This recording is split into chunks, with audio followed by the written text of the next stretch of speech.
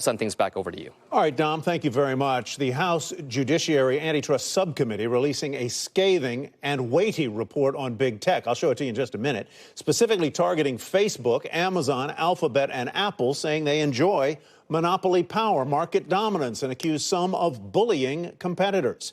The report also offering strict recommendations, including potentially breaking up the businesses if needed, tougher M&A approval, preventing platforms from preferencing their own services, and allowing users to transfer data to competitors and more. Here now to discuss further the Antitrust Subcommittee's report is its chairman, Congressman David Cicilline. Representative Cicilline, welcome. This report is quite massive. Thanks. I mean, it is 450 pages. There it is. It is a big thing. And if you like footnotes, you're going to love this because it's got about 2,500 of them.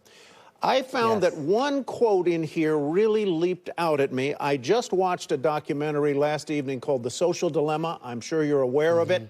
It is a frightening piece of work on Netflix.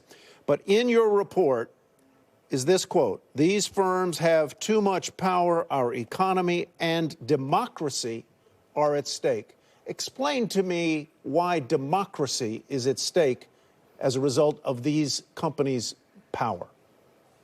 Well, as you know, we've had a historic battle in this country between monopolies and democracy. Concentrated economic power in the hands of a few corporations is inconsistent with democracy. And that's why we have competition policy that promotes good competition, that doesn't permit monopolies, because we recognize the dangers they pose, because often with that economic power becomes political power. But we did a top-to-bottom analysis of the state of competition in the digital economy. We've studied it for 15 months in a bipartisan way. We found significant concentration in this sector of our economy, prone to monopolization, a behavior that is anti-competitive, that favors their own products and services, bullies competitors, disregards the privacy interests of consumers, reduces innovation. And we make some really important findings with respect to the marketplace, and we offer a set of solutions, a menu of options for Congress to consider to bring competition back into the digital marketplace. You are working on legislation yourself right now, and I want to get sort of company by company into what you found as you did this. But let me ask another sort of 50,000-foot question. Do you think that the people of the United States broadly favor the idea of coming in and regulating or rewriting antitrust laws, or, as the case may be, bringing cases by the FTC or the Justice Department, as may be the case?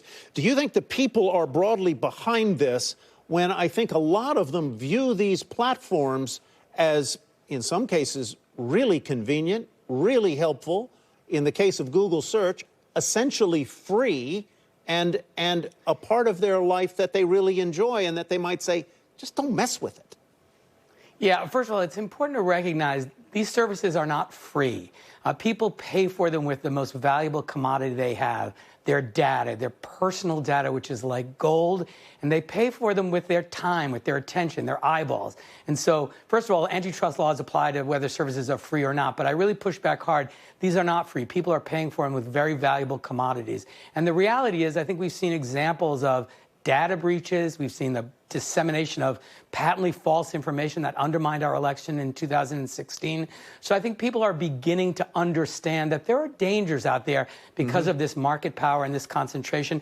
And they expect Congress to do its job of making certain our antitrust laws are modernized and updated. I mean, these statutes were principally written at the turn of the century in response to the railroad and oil monopolies.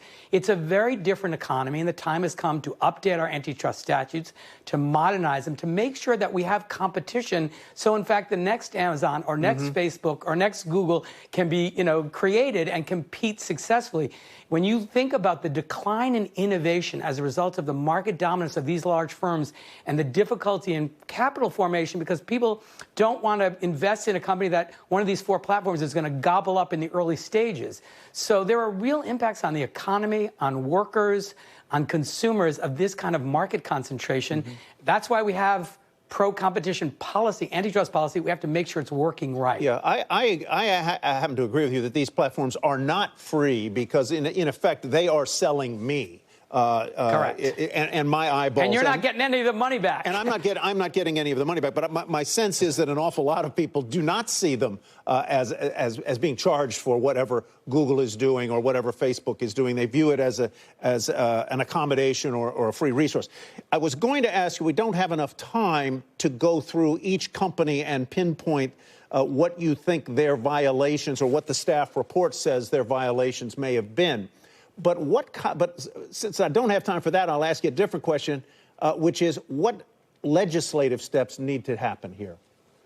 Well, the first thing I think we need to do is restore competition in the digital marketplace. And that can be done with a variety of different ideas. One is structural separation so that people can either run the marketplace or sell goods and services, but not both, so you don't have the inherent conflicts of interest. Structural separation means breaking them up. Structural separation. Well, structural are breaking up lines of business, right. At least. Data portability and interoperability so people can move from one platform to another easily. So that's a good competition-based solution that the report recommends.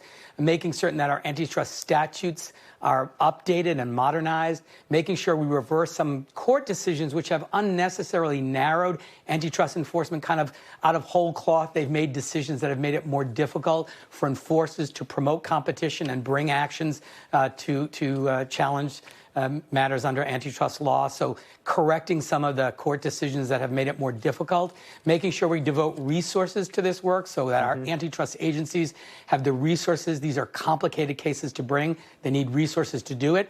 And they need to be staffed and led by people who are sufficiently creative and enthusiastic about this work that they'll actually be leading robust antitrust enforcement. So there are a number of recommendations. We're going to begin the work now in a bipartisan way to develop legislation to respond to the absence of real competition in the digital marketplace, which would be better for the companies, better for consumers, better for workers, better for innovators, all the good reasons that we promote and protect competition in this country. Congressman Cicilline, thank you very much for being with us today. My pleasure. Thanks for having me.